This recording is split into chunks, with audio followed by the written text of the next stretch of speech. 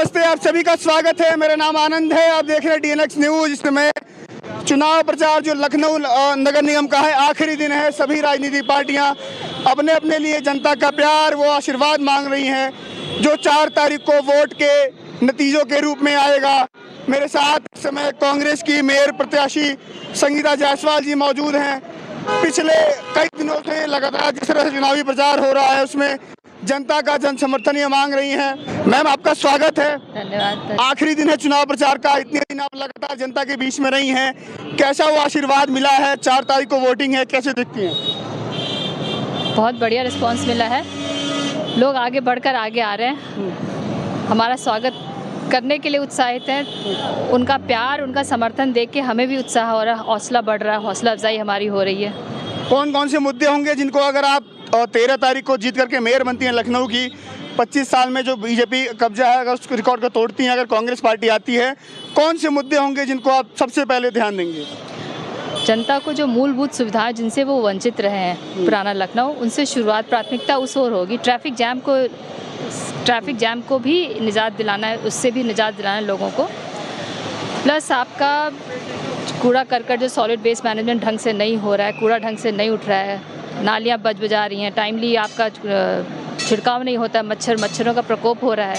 मतलब उन सभी चीज़ों को जो एक आम जनता को तकलीफ़ या परेशानी होती है, उन सब चीज़ों पे हमारा प्राथमिकता, उनसे शुरुआत उन्हीं मुद्दों से होगी। जनता से कोई समर्थन, कोई आशीर्वाद, कोई अपील करना हो? बिल्कुल, मैं चाहूँगी कि आप सबके लिए हम खड़े हैं, हम आए हैं मैदान में, हम चाहते हैं आप भी समर्थन दें हमारा। 4 तारीख को पूरी ताकत के साथ आप निकलें, अपने घरों से निकलें और कांग्रेस के बटन पर आप अपना पंजे पे बटन दबाकर आप हमारा समर्थन दें, हमें आप अपने सेवा के लिए चुनें।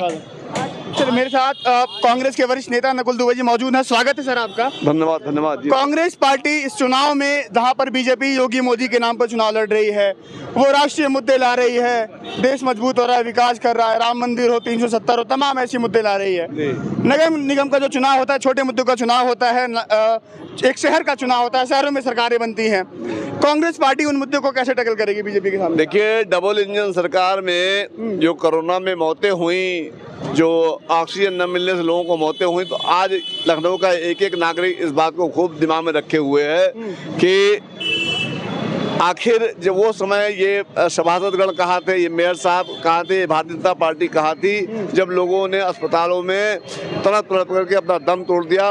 उस समय यही राजेश जायसवाल जी खड़े हैं, यही संगीता जायसवाल जी हैं, जिन्होंने अपने पूरे परिवार के सेहत का ध्यान न रखते हुए अपनी जिंदगी को दांव में लगा करके वहाँ लोगों को खाना पहुँचाया।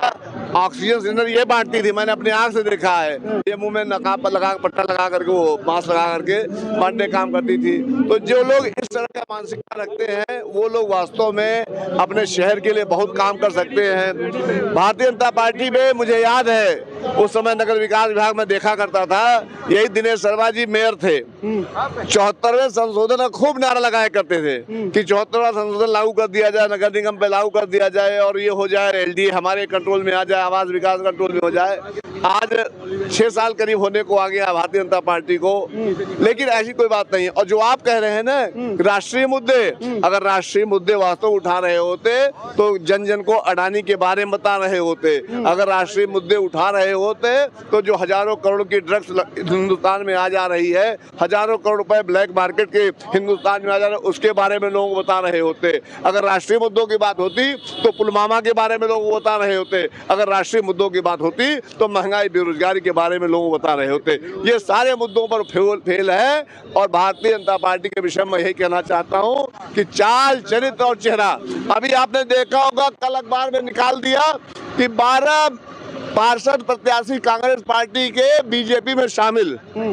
जब मैंने उसका लिस्ट पकड़ा दिया उठा करके, भैया देखो इसमें कौन है, क्या कोई इसमें कांग्रेस पार्टी का प्रत्याशी है, तो वो बात अगले बगले झांकने लगे। आज उसका खंडन वगैरह छपा है, सारी अखबारों में, हिंदुस्तान ने भी छापा है, दैनिक जागरण में भी छापा है। लेकिन हम लोगों ने मन बना लिया कि हम लोग मुकदमा करेंगे जरूर, क्योंकि ये तो नहीं चल पाएगा कि तुम एक बार तो जनता को बरगला दो, पूरे उत्तर प्रदेश में, पूरे लखनऊ में तुमने संदेश दे दिया कि कांग्रेस पार्टी जो है वो सभासद चलेगा उनके साथ, और गया एक नहीं, नॉट ए सिंगल वन। 12 के 12 जो बताया गया है वो कोई कांग्रेस पार्टी का प्रत्याशी था ही नहीं।